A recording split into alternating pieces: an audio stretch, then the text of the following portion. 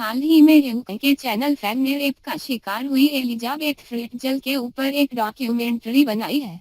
इस डॉक्यूमेंट्री में एलिजाबेथ का इंटरव्यू लेने वाले पुलिस अफसर मिस्टर रैटनर ने कई बातें बताई।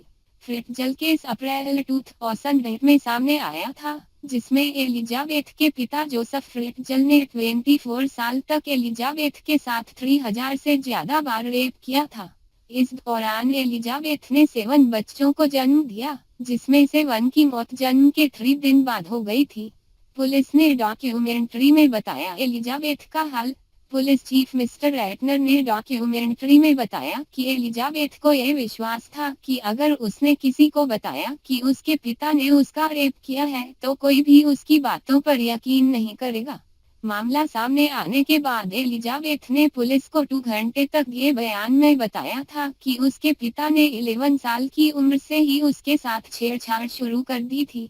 18 की होने के बाद एक दिन उसके पिता बहाने से उसे घर के बेसमेंट में ले गए, जहां उसे बेहोश कर दिया गया।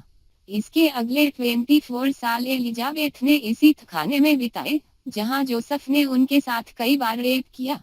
एलिजाबेथ ने खाने में ही 7 बच्चों को जन्म दिया, जिनमें से 4 एलिजाबेथ के साथ वहीं छोड़ दिए गए। इनमें से एक की मौत जन्म के 3 दिन बाद ही हो गई थी।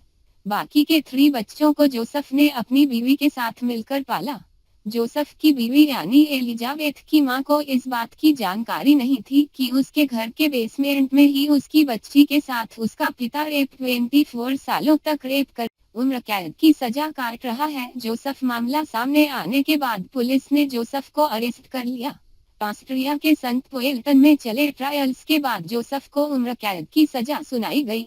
डॉक्यूमेंट्री में मिस्टर रैटनर ने बताया कि अब 82 साल के हो चुके जोसेफ को विश्वास है कि वो एक दिन जेल से बाहर आएगा।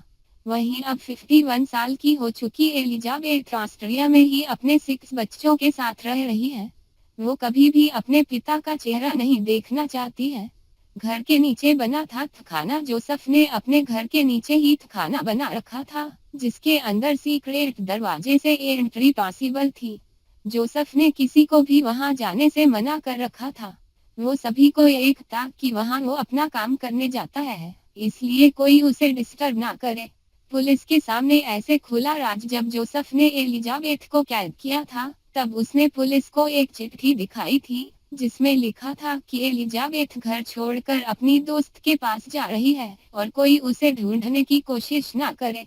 2008 में एलिजाबेथ की बड़ी बेटी की तबीयत खराब हुई और उसे हॉस्पिटल में एडमिट कराया गया। डॉक्टर्स को जोसेफ पर शक हुआ और उन्होंने पुलिस को जानकारी दे दी। पुलिस की छानबीन के बाद सारा मामला सामने आया।